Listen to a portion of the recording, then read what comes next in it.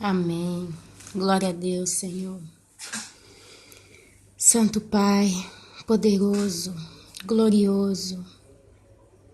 Nessa manhã de segunda-feira, hoje é dia 16 de novembro de 2015, eu venho em nome de Jesus, Senhor, te pedir perdão pela minha vida. Venho te pedir perdão pela vida de cada um dos irmãos que está aqui comigo ouvindo esta mensagem, porque nós somos falhos, nós somos pecadores, na maioria das vezes nós somos infiéis. Por mais que a gente tenha caminhado, a gente sempre tem tropeçado muitas das vezes nas nossas fraquezas, porque nós habitamos em uma casa fraca, o chamado corpo do pecado. Ainda que nós tenhamos morrido para esse mundo, a gente ainda não teve o nosso corpo glorificado, perfeito, santo, livre da maldição, da queda, do pecado original. Por isso, Senhor, lembra-te das nossas fraquezas no dia de hoje, perdoa-nos, ó Deus. Perdoa as nossas falhas, as nossas transgressões, perdoa em nome de Jesus os nossos pecados. Eu coloco diante do Senhor, nesse momento, essa oração. Meu Deus, que nós possamos saber de todo o coração o quanto Tu és santo. O quanto Tu és santo e verdadeiro. Meu Deus, que a gente possa entender as Suas motivações, para que a gente possa caminhar realmente em maturidade nesta terra. Até o dia, o santo e glorioso dia, em que o Senhor vier nos buscar. E assim eu peço em nome de Jesus, Senhor. Amém. Meus irmãos, a parábola da videira arruinada. Ezequiel, capítulo 19, do versículo 10 em diante. Diz assim: Tua mãe, de sua natureza, era qual videira plantada junto às águas. Plantada à borda, ela frutificou e se encheu de ramos por causa das muitas águas. Tinha galhos fortes para cetros de dominadores. Elevou-se a sua estatura entre os espessos ramos, e foi vista na sua altura com a multidão deles. Mas foi arrancada com furor e lançada por terra. E o vento oriental secou-lhe o fruto. Quebraram-se e secaram os seus fortes galhos, e o fogo os consumiu. Agora, ela está plantada no deserto, numa terra seca e sedenta. Dos galhos dos seus ramos sai o fogo, que consumiu o seu fruto, de maneira que já não há nela galho forte que sirva de cetro para dominar. Esta é uma lamentação, e ficará servindo de lamentação. A queda de Israel, meus irmãos, creio que como nação totalmente independente, pois se vocês analisam comigo, ainda que na nossa ignorância, muitas das vezes, na nossa falta de cultura bíblica mesmo, teológica, histórica dos fatos, mas vendo um pouquinho daquilo que a gente tem visto, a gente está lendo aqui Ezequiel capítulo 19, do 10 até o 14. A gente está vendo aqui uma história, um conto, uma parábola da videira arruinada. Aqui conta que a mãe dela, de natureza, era qual videira plantada junto às águas. E ela tinha galhos fortes para cetros de dominadores, os reis de Israel. O povo de Israel foi um povo forte. Deus os honrou, Deus os justificou, Deus os abençoou de modo tremendo. Mas ela, meus amados, ela foi arrancada com furor e lançada por terra, por causa das abominações que eles praticaram diante do Senhor. Deus abençoava, eles pecavam, eles profanavam o nome de Deus. Deus nos dava riqueza, porque Deus deu riqueza para o povo de Israel, Deus deu poder, Deus deu glória, eles profanavam o nome de Deus. E Israel sempre foi muito famosa. Basta lembrar no tempo do rei Salomão, que todos os reis da terra iam ter com Salomão para buscar conselho. Conta a história até da rainha de Sabá, que foi ter com ele, para fazer perguntas. Levou presentes preciosíssimos, caríssimos. E Salomão foi o rei mais rico e formoso que já teve nessa terra.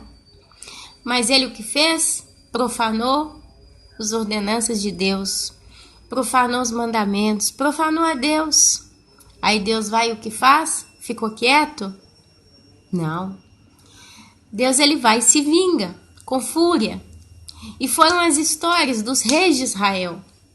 Mais uma vez eu recomendo aos irmãos em ler 2 Reis, porque é ali que vocês vão ver mesmo como que o negócio foi feio. Leia já 1 Reis, a história do rei Saul, como que ele fez, teve a coragem de consultar, fazer prática da quiromancia, que é a prática de falar com os mortos. Foi pedir conselho para uma bruxa, para que ela trouxesse de volta um profeta, não me lembro o nome. É que ele sobe do abismo e fala com ele, e ainda assim o amaldiçoou. E a gente vai vendo tudo que Deus proibiu, tudo que Deus falou não, eles fizeram. Na riqueza, na bonança, na glória, na vitória, na prosperidade, na fecundidade.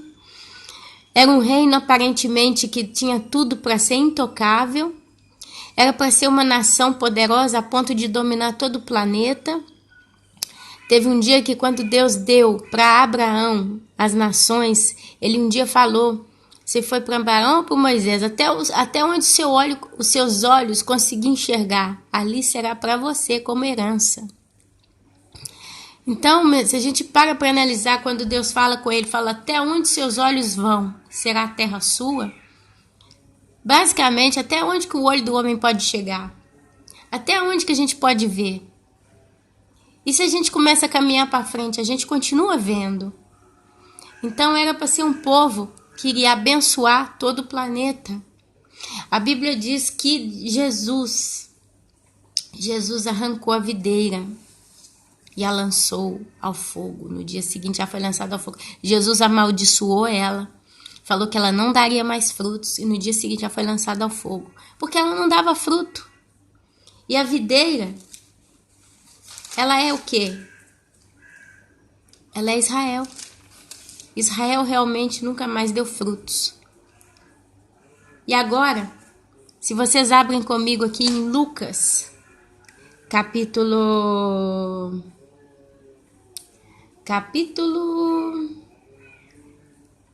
21, do versículo 29 em diante. Olha o que diz Jesus. Ainda lhes propôs uma parábola, dizendo, ele fala sobre a figueira.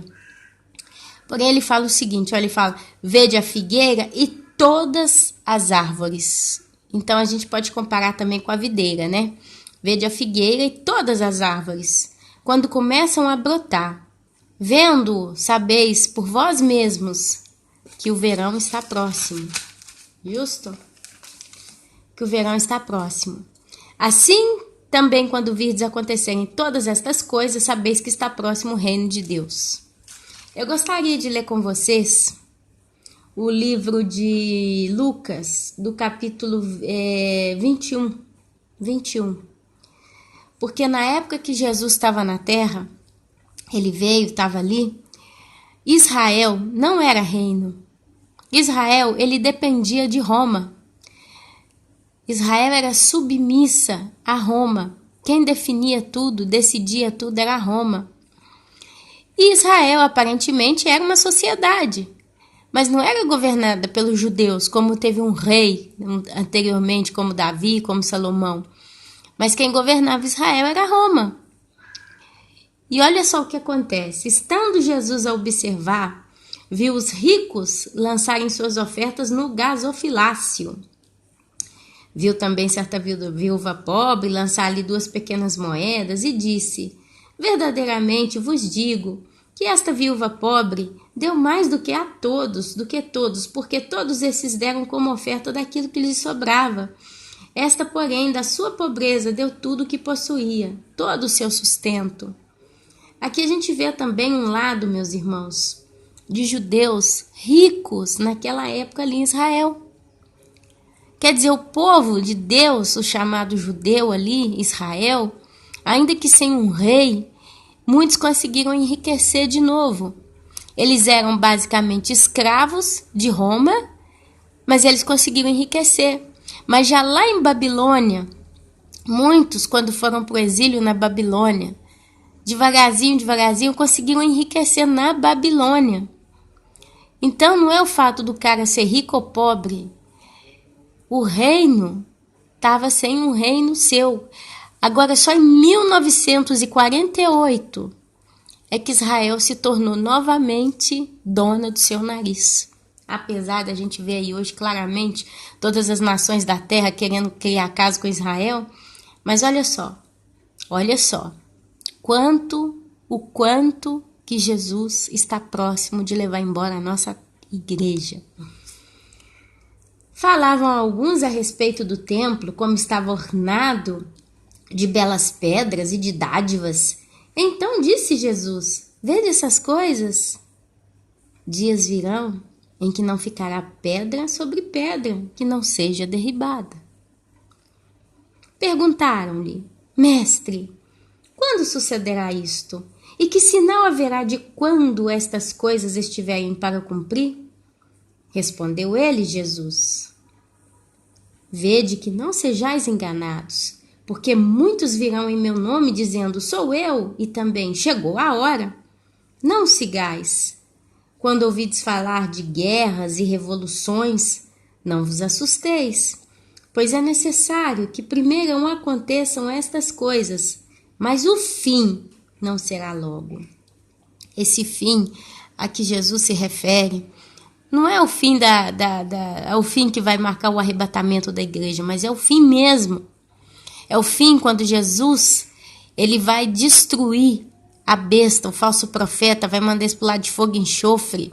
É quando Jesus, com o sopro da sua boca, vai matar o anticristo. É quando Jesus vai prender, o anjo dele vai prender Satanás por 1000 anos no abismo. É quando todo o mal da terra foi extirpado, Jesus mandar acabar com todos os homens maus e entrar uma nova geração, uma nova era, chamada milênio, em que o próprio Jesus vai governar. Este é o fim, este fim a qual Jesus se refere. Seria a segunda vinda de Jesus. A segunda vinda. Qual que foi a primeira que a gente mais entende? É quando ele veio e nasceu, quando ele viveu por 33 anos na terra e depois ele morreu crucificado. A segunda vinda, quando ele vai colocar o pé no Monte das Oliveiras. Esse monte vai se fender e vai ter a grande batalha do Armagedon. É onde Deus ele vai começar a tomar posse daquilo que é dele. O reino das trevas, o mundo que jaz no maligno, vai cair ali, naquele dia. Glória a Deus. Então lhes disse: levantar-se-á nação contra nação e reino contra reino. Haverá grandes terremotos, epidemias e fome em vários lugares. Coisas espantosas e também grandes sinais no céu, do céu. Meus amados, ele fala aqui de fome, de terremoto, de epidemia, mas ele fala também de coisas espantosas. Eu queria só puxar um parênteses aqui, todos aqui que estão me ouvindo já devem ter visto a respeito disso. Na Rússia, acho que foi ano passado, teve uma onda de gelo. A gente está acostumado a ouvir falar de neve. Então cai a neve do céu, congela tudo, faz a neve, os rios ficam duros como pedra, o pessoal patina em cima. Tem aquelas tempestades de nevasca, que a gente sempre ouviu falar que é neve. A gente está acostumado a ouvir isso. Porém, apareceu um vídeo aí no YouTube, mais de um vídeo, do gelo se aproximando como uma onda. E ele foi até as casas. Algumas foram quebradas, as portas, até que ele para. Mas não era neve não, era gelo. Era gelo, pedra de gelo mesmo. Tem até o barulhinho dele que se movia, tac, tac, tac, tac, tac. E os moradores daquela zona, daquela região, ficaram assustados. Pessoas que há tantos anos viviam ali nunca tinham visto uma coisa espantosa daquela. É claro que a ciência já arrumou explicação para tudo. Tudo! Mas aos olhos daqueles que conhecem a palavra de Deus, a única explicação está em Mateus capítulo 21, versículo 11. Coisas espantosas. Esses buracos que estão aparecendo. A gente está aí, eu sei que tem gente que está aqui me ouvindo que tem 50, 60 anos. Pessoas que vivem nessa terra muito mais tempo do que eu e nunca ouviu falar de um buraco aparecendo. Meus irmãos, vocês acham que é normal um buraco engolir um quarteirão inteiro de uma cidade no sul da América? Não sei se foi México, Chile, não sei onde é que foi, não lembro. Mas tem uma das fotos, é uma das fotos mais fortes dos sinclowes, né? Dos buracos. Engoliu um quarteirão inteiro. Ah, é a erosão do solo. Ah, isso aí é os anos que vai chovendo, chovendo, chovendo. A terra vai sedimentando, aí forma uma bolsa. Aí quando forma essa bolsa, aí o peso do que está em cima joga, pressiona para baixo e faz um buraco. Eu não acredito nisso. Eu cresci na escola aprendendo sobre a erosão dos rios, mas não a erosão dos terrenos. Ora, isso é tudo asfaltado. Ora, esses prédios, gente, prédio de 20 andares sendo engolido por um buraco no centro de uma cidade, uma grande cidade, meus irmãos. Não é que esse prédio foi construído só em cima de uma pena. Foi feito fundamentos muito profundos para segurar a construção. Como é que pode um negócio desse ser engolido por um buraco? A ciência acha explicação para tudo? Mas eu, que creio em Deus, a minha explicação para essas coisas esquisitas está em Lucas, capítulo 21, versículo 11. Coisas estranhas. Coisas estranhas eu associo também à rebelião do homem. Você vê aí as pessoas, eu citei ontem aí sobre os teenagers, que são crianças que botam na cabeça que não é menina, é menino, e já começa a passar por um processo de mudança. E depois de uns anos você vê ele na rua, você não sabe se é realmente menina, é mulher. Você não acredita, isso é homem. Isso também são coisas estranhas, coisas espantosas. Eu acho que até a apostasia da igreja é espantoso para mim. Você vê batismo no toboágua, outras igrejas batizando o povo, fazendo uma unção. Tem um vídeo rodando por aí, que é uma igreja pentecostal, que eu não sei onde é que é, mas sei que é no Brasil. Eles colocaram uma piscina na frente do púlpito. Aí ficou um grupo de mulher ali que orava, falava, e aí tinha uma que ficou lá se julgando na piscina, dando mergulho. Tem uma outra aí de um pastor orando no celular e fez a unção do Zap Zap, dizendo que aqueles telefones que estavam em cima daquela mesa ali de oração, daquele momento em diante ia vir só notícia boa, porque Deus ia abençoar os telefones. Gente dançando dentro das igrejas, você vê que é possesso por demônio. Para mim isso também é coisa espantosa, porque eu aprendi uma igreja que teme a Deus. Eu conheci uma igreja em que os irmãos eram bem compostos e a palavra de Deus ali dentro pregada era uma palavra séria. E por aí vai. Eu vi ontem aqui um vídeo também, acho que foi no Chile, algum país do gênero, México. Eles fizeram uma manifestação dos zumbis, a noite dos mortos-vivos, Costa Rica, não sei, foi um desses lugares. Aí, meus irmãos, mostrando criancinha de 5, 6 anos, tudo pintada de morto. Tinha um menininho no colo de um pai, e eles pintaram debaixo do olho dele, assim, preto, tipo uma olheira. Jogou um pouquinho de pó verde na cara do menino morto, parecia um menininho morto, no colo do pai. Aí fez a maquiagem, a bochechinha do menino cortada, sabe? Aí fizeram aquele efeito especial, como se ele tivesse cortado na bochecha. Como é que pode um pai carregar um filho desse? no meio de uma multidão vestida de zumbi. Eu lembro quando eu era criança, já de ver na televisão um filme do gênero, já ficava uma semana sem dormir. Hoje os pais estão levando para a rua. E o povo estava feio mesmo, parecia todo mundo morto mesmo. O povo caprichou na maquiagem, uma coisa horrorosa. Isso para mim são coisas espantosas, meus irmãos. As nuvens, sinais no céu, tudo que está acontecendo. Como é que pode dizer Jesus não está voltando? Coisas espantosas, as leis contra a família. Você acha que isso não é uma coisa espantosa? Entre outras coisas. E também grandes sinais no céu. Grandes. A Bíblia fala grandes sinais no céu. Do céu, aliás, nem no céu não. Aqui fala do céu, quer dizer, provém do próprio céu. Aí a gente vê os eclipses, a gente vê as anomalias aí dos planetas que têm tido alinhamentos particulares, coisa que dá tanto não aparecem. A gente viu aí a estrela de Davi, não é? Aquela estrela lá, a estrela de Belém ou de Davi? Eu sei que aquela estrela, quando Jesus nasceu, os reis magos acompanharam a tal estrela. A mesma estrela apareceu depois de 2000 anos, agora esse ano, no mês de agosto, mais ou menos, a gente via. Entre outros fenômenos, sinais do céu. Antes, porém, de todas essas coisas, aí Jesus se vira para os discípulos e fala: antes, porém, de todas essas coisas, lançarão mão de vós e vos perseguirão, entregando-vos às sinagogas e aos cárceres, levando-os à presença de reis e governadores por causa do meu nome. E isto vos acontecerá para que deis testemunho. Assentai, pois, em vosso coração, de não vos preocupardes com o que haveis de responder, porque eu vos darei boca e sabedoria, a que não poderão resistir, nem contradizer todos quantos vos opuserem, e sereis entregues até por vossos pais, irmãos, parentes e amigos, e matarão alguns dentre vós. De todos sereis odiados por causa do meu nome. Contudo, não se perderá um só fio do seu cabelo, da vossa cabeça. É na vossa perseverança que ganhareis a vossa alma. Então, antes dos terremotos, das pestes, de tudo isso, a Bíblia fala que eles seriam entregues às sinagogas.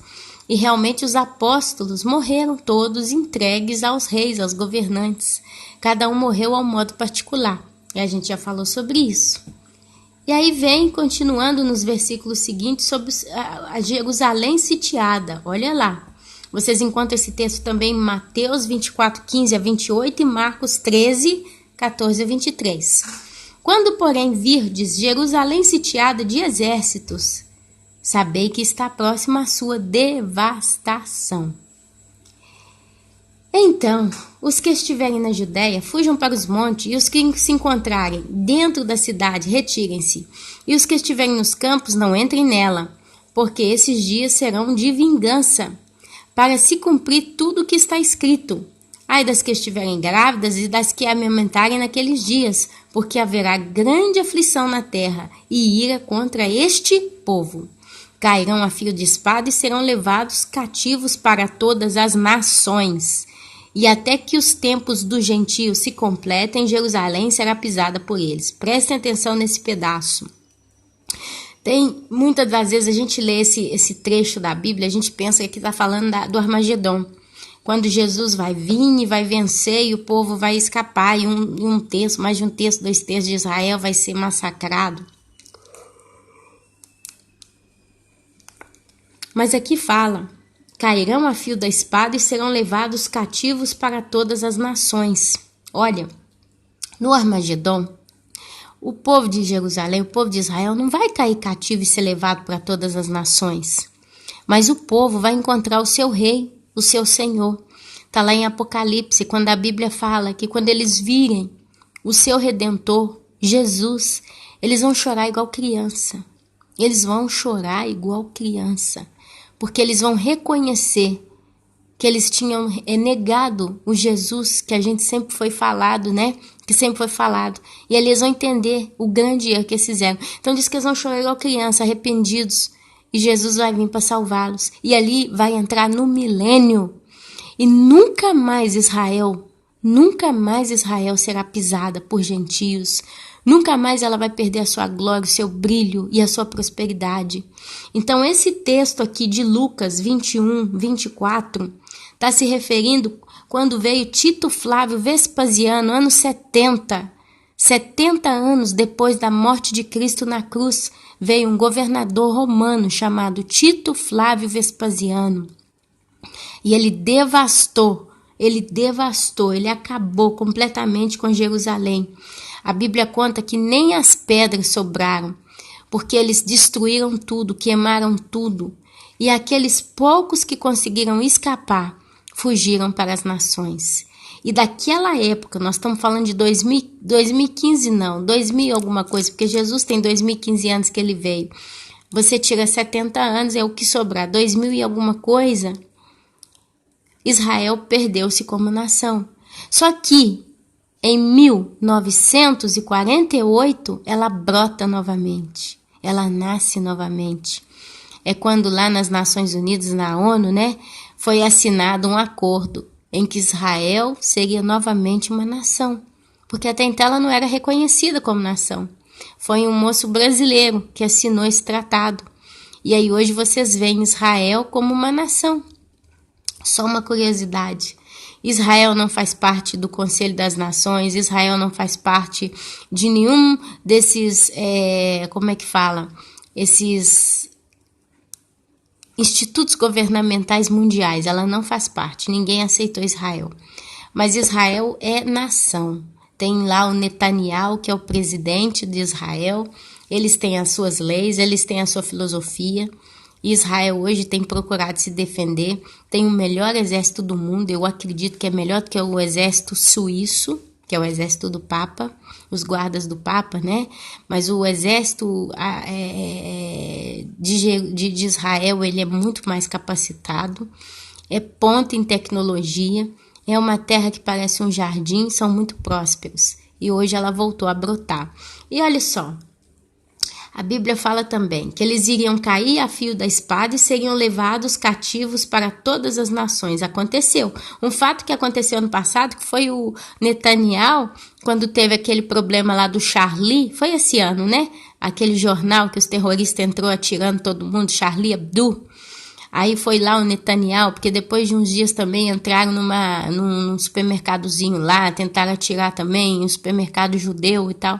Aí o Netanyahu foi lá, o Netanyahu, presidente de Israel, ele foi lá na França, caminhou nas estradas e tal, fez e aconteceu, e levantou um clamor ali dentro da França, falando, olha, Israel está de portas abertas para todo judeu francês. Para todo judeu que mora na França, se vocês quiserem, vocês vão ser recebidos em Israel de portas abertas, de braços abertos, voltem para Israel. Isso foi uma das coisas mais recentes que a gente vê. Então a Bíblia fala que eles caíram a fio das espadas e foram realmente levados cativos para todas as nações. Na época de Hitler, tinha judeu na Polônia, tinha judeu na Itália, tinha judeu na Germânia, né, na Alemanha, tinha judeu na França. E todos eles foram entregues pro como é que fala lá? O genocídio, né? A loucura que Hitler fez, matou mais de 6 milhões de judeus. Eles estavam espalhados entre as nações. Você vê nos Estados Unidos, os judeus, a base da economia americana está na mão de judeu, de gente de Israel, de gente que saiu, foram espalhados por todas as nações. No Brasil você encontra gente judia. Na África, ano passado foi mostrado também os aviões chegando de judeus negros, chegando ali em Israel, porque foram reconhecidos com exames de DNA. Eles eram judeus, eles eram de tribos. Então Israel, meus irmãos, foi espalhada. Então essa parte, esse texto aqui, que fala das grávidas, dos campos, né? E toda essa história aqui, né? Ai daquelas que estiverem grávidas e das que amamentarem naqueles dias, porque haverá grande aflição na terra e irá contra este povo. E isso está se referindo mais ou menos 70 anos depois da morte de Cristo, com Tito Flávio Vespasiano. Foi num dia de festa, foi num período de festa, Israel fechou os portões. Vieram judeus de todos os lugares para estar ali naquela festa. E diz que o exército de Tito Flávio Vespasiano, ele entrou caladinho. Quando os portões foram fechados, a cidade estava abarrotada de judeu de todos os lados para celebrar. diz que ali começou a matança. E a história conta que o sangue chegava na canela, no joelho dos cavalos, um negócio assim, de tanto que tinha gente morta. Então, quem escapou, por isso que a Bíblia fala, quem estivesse na montanha, não voltassem à cidade para pegar nenhuma coisa. Quem estivesse em cima do telhado, que ficasse lá.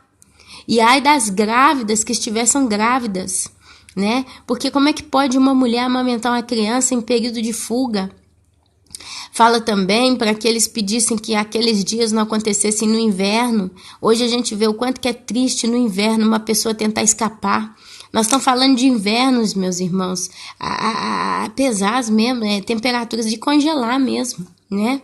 Então isso aconteceu pelo que está escrito aqui, ó. Está escrito aqui no versículo 24 do capítulo 21 de Lucas. Cairão a fio de espada e serão levados cativos para todas as nações. Isso já aconteceu. Foi 70 anos depois da morte de Cristo. E a coisa é tão certa que logo a próxima frase diz: e até que os tempos dos gentios se completem, Jerusalém será pisada por eles. Se você hoje vai em Jerusalém, você vai ver gente de todo quanto é lugar lá. Você vai ver o católico lá com a igreja católica, idólatra, dentro de Jerusalém. O Papa foi em Jerusalém, acho que ano passado, esse ano, sei lá. Eu tô meio perdida dos tempos, mas sei que ele foi lá visitar a igreja católica ortodoxa. Foi lá visitar, tem foto, basta você olhar na internet. Você vê lá a guerra dentro de Israel com os muçulmanos, porque estão lá dentro. Tem lá o templo, né?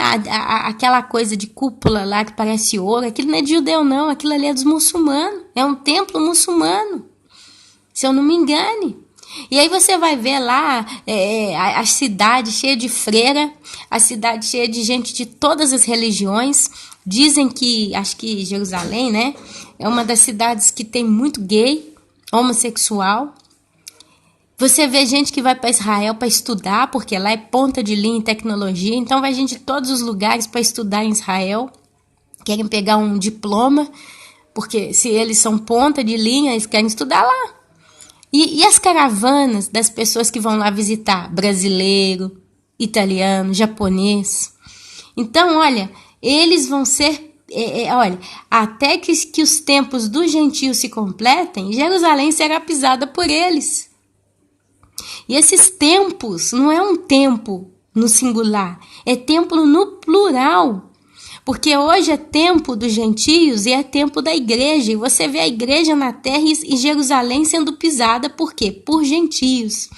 Mas depois do arrebatamento, na grande tribulação, esses tempos continuam.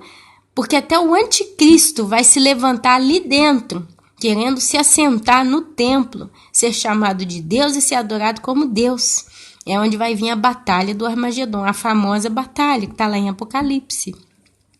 Vocês vão ver também no livro de Daniel, o manifestado anticristo, em relação a isso aí. Então, meus amados, prestem atenção no que a palavra de Deus fala. Muitas das vezes no passado eu fiquei meio confundida, porque eu achava que isso aqui ainda ia acontecer. Porque a tendência nossa é porque, olha só, se nos versículos anteriores fala aqui de terremotos, olha, vede que não sejais enganados, porque muitos virão em meu nome dizendo sou eu, e também chegou a hora, não sigais. Quando ouvires falar de guerras e revoluções, não vos assusteis, pois é necessário que primeiro aconteçam essas coisas, mas o fim não será logo. Então lhes disse, levanta-se-á nação contra nação, reino contra reino, haverá grandes terremotos, olha só, epidemias e fome em vários lugares, coisas espantosas também e grandes sinais no céu. Aí Jesus vira e fala, antes porém.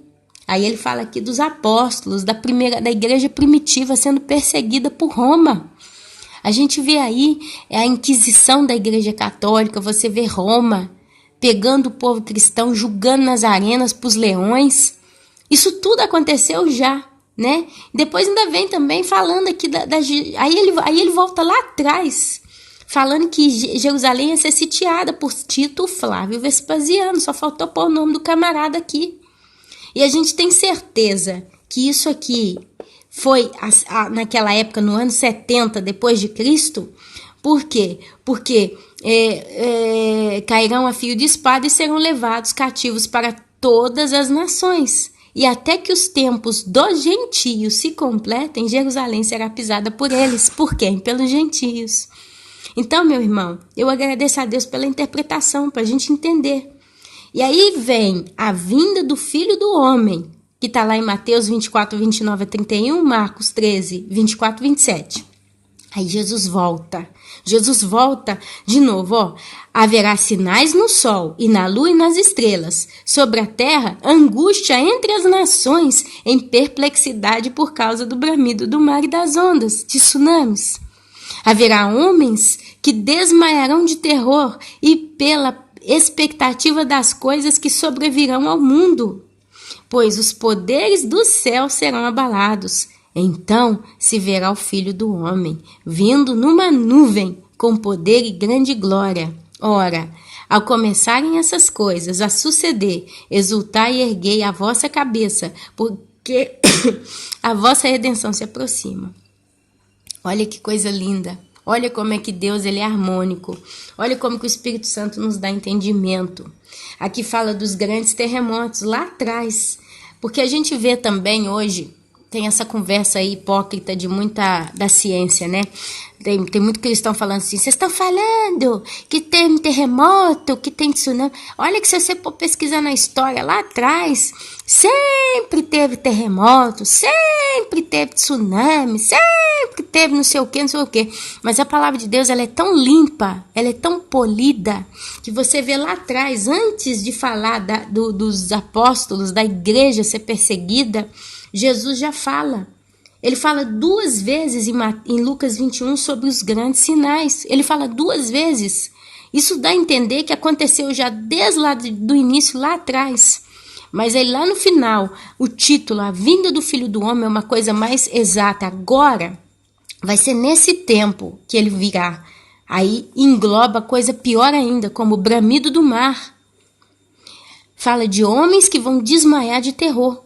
Então, você vê 2 assuntos parecidos no mesmo capítulo.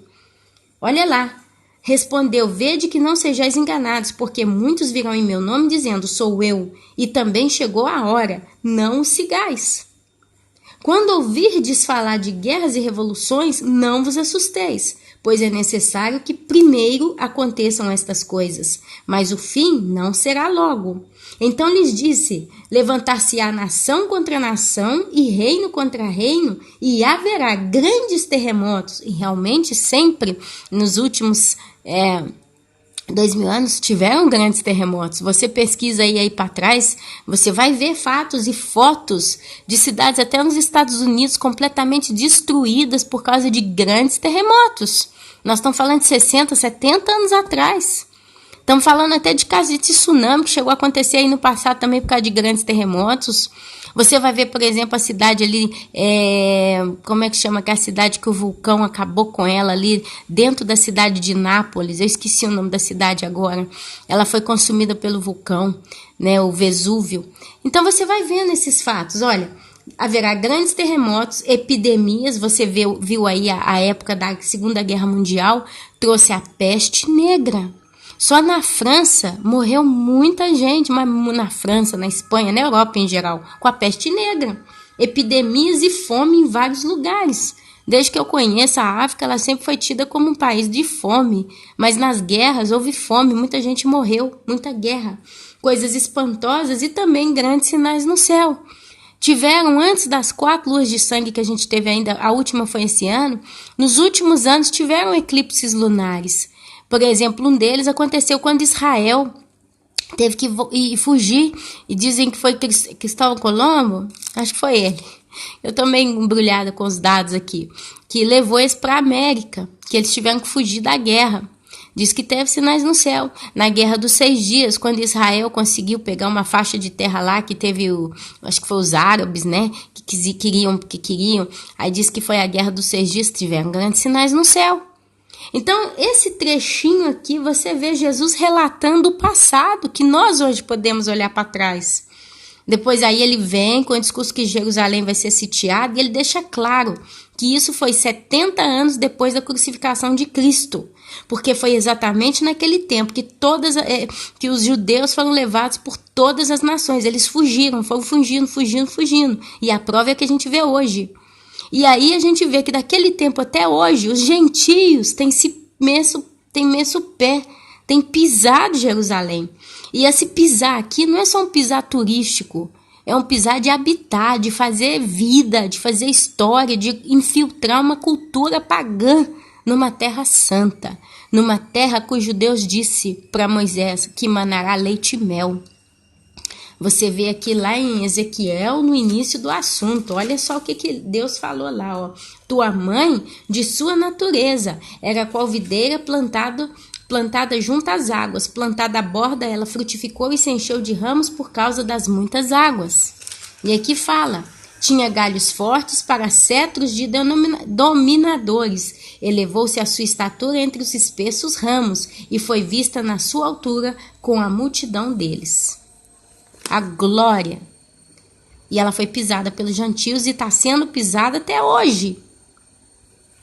E aí, logo depois de toda essa explicação, Jesus vem explicando sobre a vinda, finalmente a vinda do Filho do Homem. E aqui você presta atenção que os sinais, eles aumentam, são piores do que os primeiros que a gente leu versículos antes.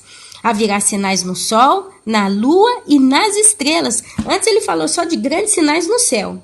Você vê lá, ó.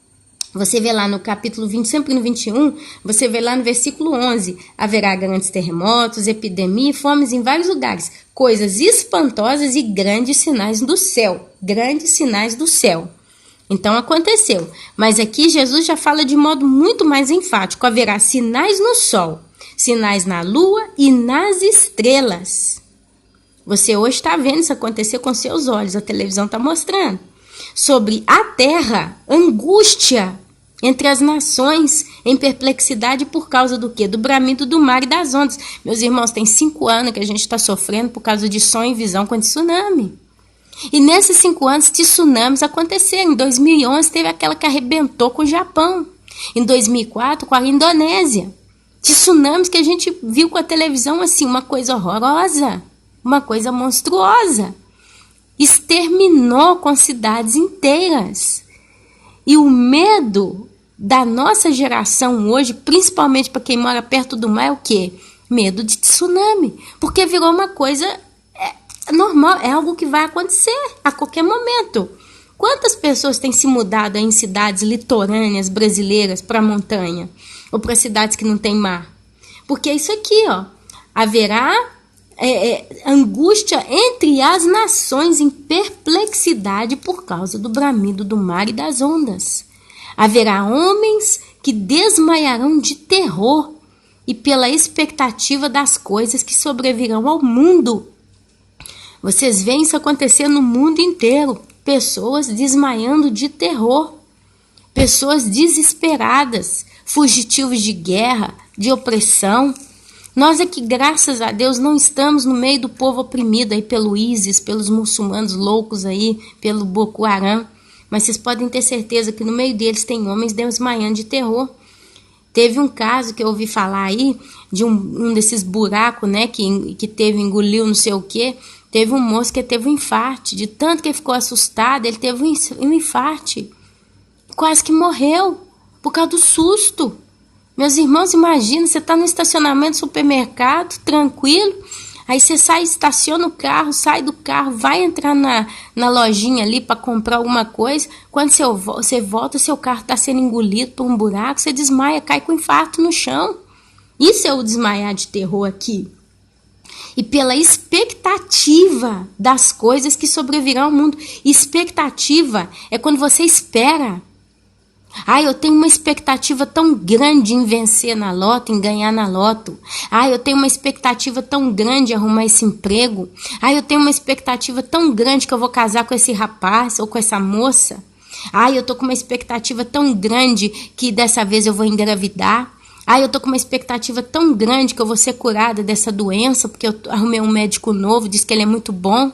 Eu tô com uma expectativa tão grande que dessa vez eu vou passar no vestibular, porque eu estudei, eu tô pronto, preparado, eu sinto a vitória nas mãos. Então, eles vão desmaiar de terror e pela expectativa das coisas que sobrevirão ao mundo. E quando diz sobrevirão é porque vai vir mesmo. E hoje nós estamos vivendo exatamente essa frase aqui. Pela expectativa das coisas que sobrevirão ao mundo. Nós sabemos, o povo está tendo sonho e visão aí a toda hora. E a Bíblia anuncia o juiz de Deus. Pois os poderes dos céus serão abalados. E aí você vai lá em Apocalipse e fala, por exemplo, que João fala, viu um grande monte caindo sobre o mar. E 1/3 das águas foram envenenadas. 1/3 dos peixes, 1/3 das embarcações afundaram. Aí mais lá para frente você vê de novo a história de uma outra grande pedra que cai. E aí fala que todas as criaturas do mar morreriam. Todo o mar ficaria morto. A gente vê um grande terremoto. A Bíblia fala de vai vir um terremoto tão grande que todas as ilhas vão desaparecer e todos os montes serão aplainados. Está lá em Apocalipse, basta ler lá 7 taças da ira de Deus. Está tudo lá. Então aqui a gente vê a expectativa das coisas que sobrevirão ao mundo. Ah, mas isso é para os cristãos? Não. Tem gente que não é cristão e já está morrendo de terror aí. Já está desmaiando de terror. A maioria das pessoas já tem olhado para frente, as mais conscientes, as mais acordadas, né? Vamos tirar esses que estão achando que o mundo é sempre festa e bagunça, mas esses que estão enxergando que o mundo está diverso, vive atualmente em expectativa. Está sendo falado aí na televisão que está descongelando todos os gelos, né? Os icebergs ali, o Polo Sul, o Polo Norte, está tudo descongelando. Então a própria televisão tem ensinado, preparado prova. Olha que tá vindo coisa ruim aí, superaquecimento global e não sei o que, não sei o que. Então expectativa das coisas que sobrevirão ao mundo, pois os poderes dos céus serão abalados. Olha que aqui está relacionado mais com o céu. Aqui fala mais de bramido do mar e das ondas e poderes dos céus, que é exatamente o que está acontecendo hoje.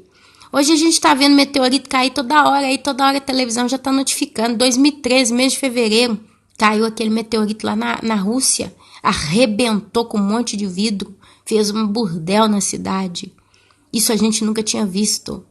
E a gente está vendo desde então, em Bangkok, caiu um outro, foi filmado. Em Giro, por aí, nós estamos vendo o céu. Os poderes dos céus têm sido abalados. O mar tem feito bramidos de modos terríveis, as ondas, isso é tsunami. E aí fala, na expectativa das coisas que sobrevirão ao mundo, pois os poderes do céu serão abalados. E lá em Apocalipse fala realmente, se você ler as 7 taças da ira de Deus, você vai ver exatamente o que vai acontecer. Então, se verá o Filho do Homem vindo numa nuvem, com poder e grande glória. Ora, ao começarem estas coisas a suceder, exultai e erguei a vossa cabeça, porque a vossa redenção se aproxima. E aí é o arrebatamento. Aqui está falando quando nós começarmos a vermos todas essas coisas, nós vamos ter que levantar a cabeça, porque a nossa redenção se aproxima. Glória a Deus, o Senhor seja louvado. No dia de hoje, Jesus está voltando. Eu gostaria de encontrar aqui essa passagem que fala quando Jesus, né, ele vai descer do céu. Amém? Eu procurei aqui, não achei não. Mas olha lá, vocês veem, olha. Então se verá o Filho do Homem vindo numa nuvem, com poder e grande glória, com poder e grande glória. Então se verá o Filho do Homem vindo numa nuvem, com poder e grande glória. Com poder e grande glória. Você vai ver esse texto aqui, lá em 27, Daniel 7,13, Apocalipse 1,7. Olha aqui, ó. Eu achei. Oh, meu Deus, é porque é tanto assunto, é tanta coisa, tem que ficar folheando a Bíblia. Hoje eu tô com um pouquinho de irritação nos olhos, tá um pouquinho meio fastidioso para mim, mas vamos lá, olha. Ai, deixa eu achar que essa Bíblia, essas folhas fininhas, dá um pouquinho de problema. Apocalipse 1:7. Vai, Ana, que te ela faz. Apocalipse 1. Opa, não chega. Pera aí, meus irmãos. Um pouquinho de paciência comigo hoje, segunda-feira. Apocalipse 1:7. Vamos ler aqui. Hoje ainda tem que virar a página. Aqui. Apocalipse. Cadê? Vira e vai em Judas. Mas o que interessa Judas aqui agora? Apocalipse. É muito fina. 1:7. Olha só. Deixa eu achar o 7 aqui. Eis que vem com as nuvens, e todo olho o verá, até quanto os transpassaram, e todas as tribos da terra se lamentarão sobre ele. Certamente, amém. Eu sou o Alfa e o Ômega, diz o Senhor Deus, aquele que é, que era e que há de vir, o Todo-Poderoso. Olha para vocês verem como é que Deus é maravilhoso. Haverá sinais no sol, na lua e nas estrelas. Está acontecendo, exatamente agora. Sobre a terra, angústia entre as nações, em perplexidade por causa do quê?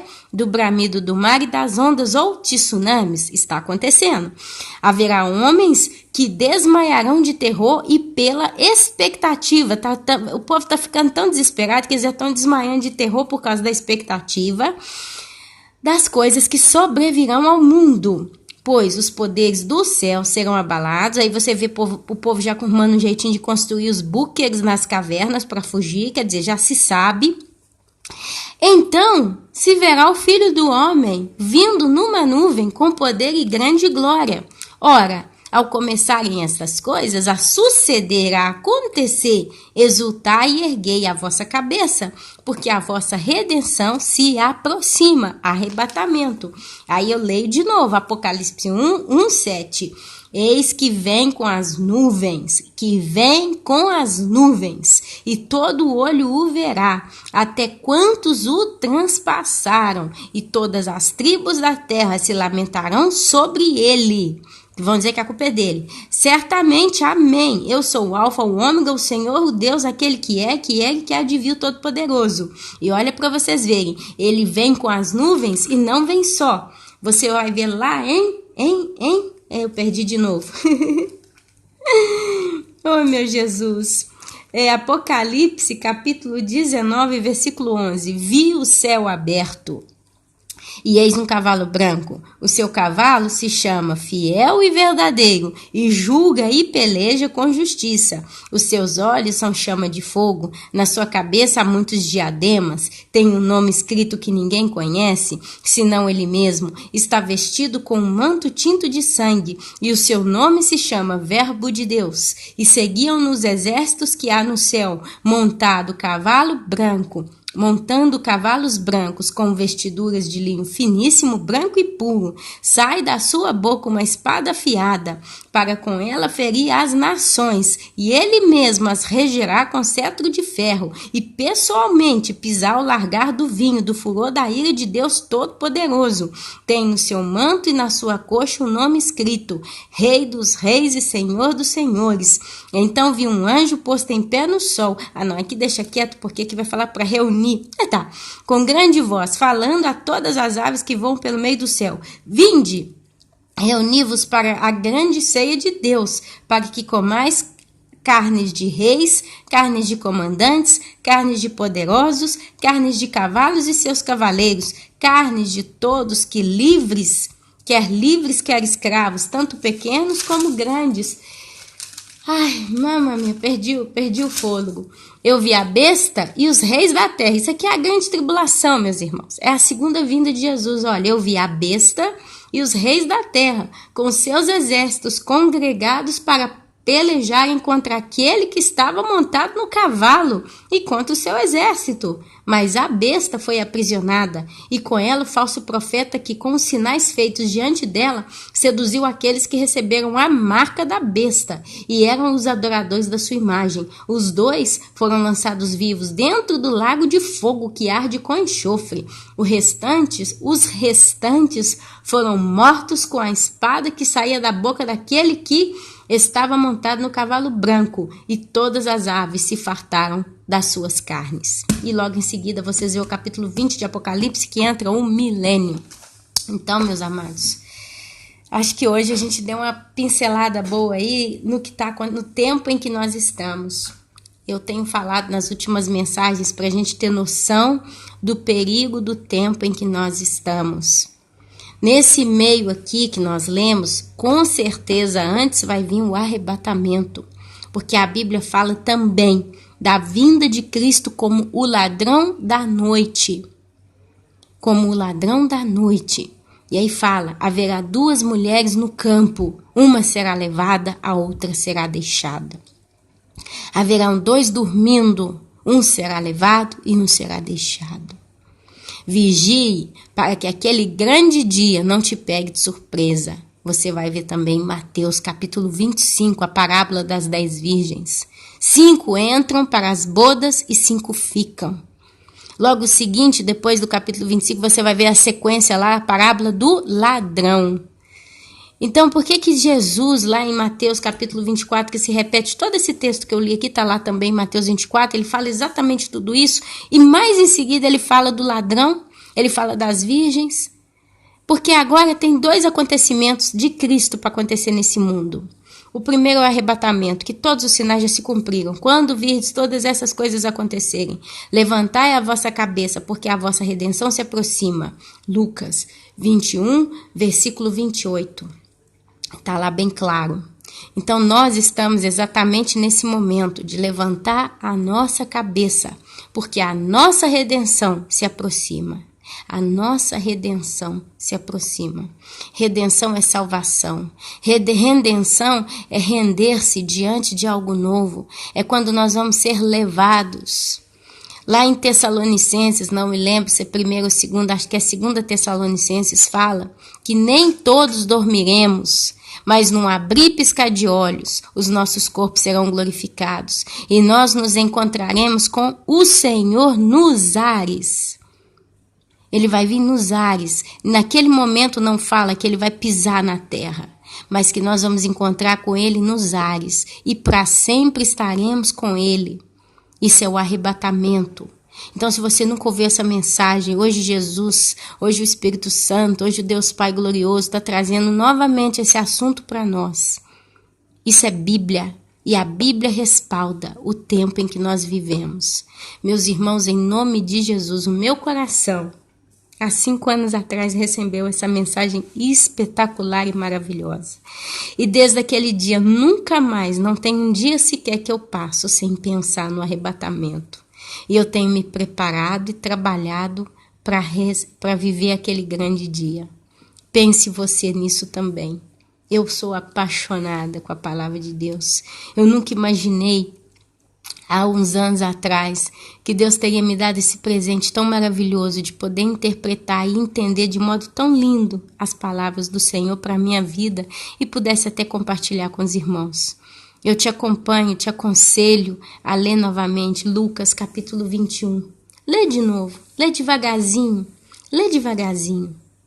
E você vai ver essa palavra sendo queimada no seu coração, sendo confirmada, sendo cravada, sendo escrita no teu coração, queimando com o fogo do Espírito Santo de Deus, te confirmando.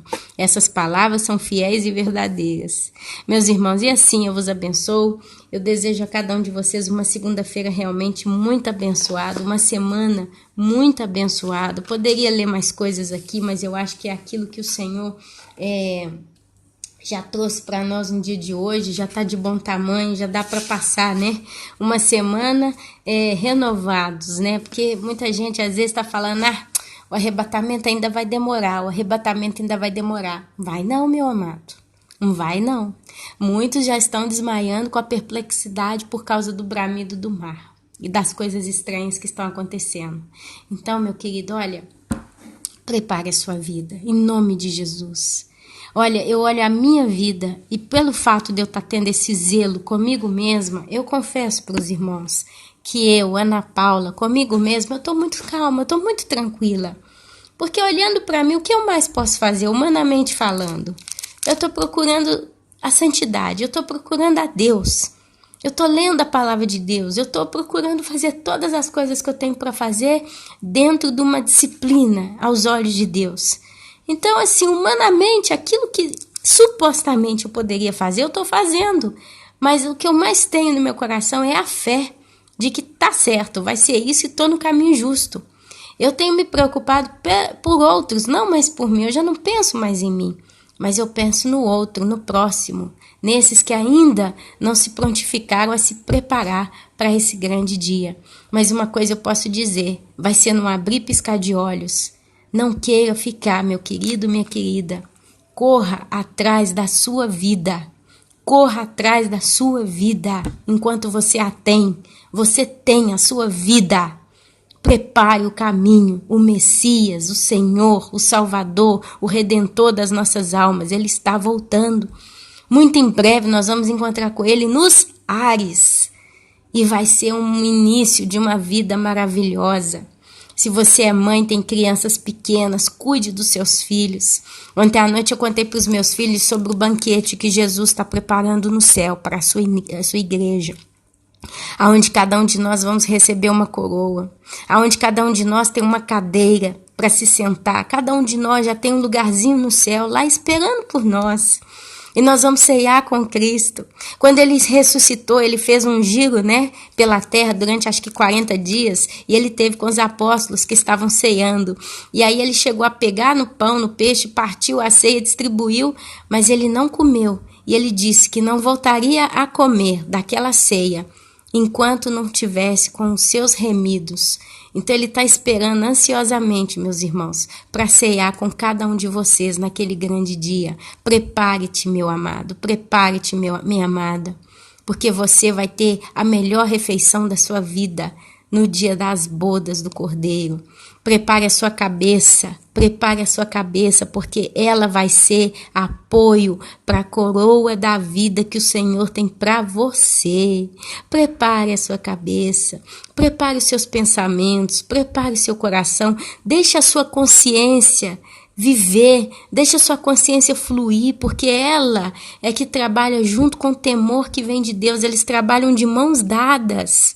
Deixa a sua consciência, se ela te está acusando de alguma coisa, se ela está te mostrando que é injusto, aceite e limpe, viva aquilo que o Senhor está te mostrando, aprenda a ouvir a voz de Deus pela consciência, em nome de Jesus, porque o Senhor é grande, Ele é poderoso e é Ele quem vai nos livrar do dia mau, e esse dia está chegando.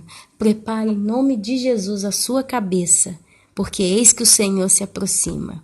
Amém, meus irmãos? Eu vos abençoo no santo, precioso e glorioso nome de Jesus. Amém, amém e amém.